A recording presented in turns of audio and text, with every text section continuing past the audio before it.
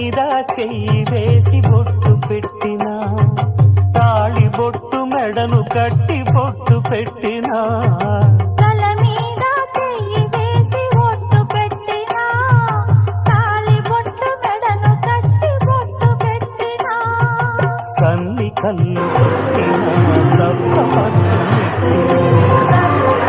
పెట్టినా, మనసు బలపడమే మంత్రం పరమార్థం.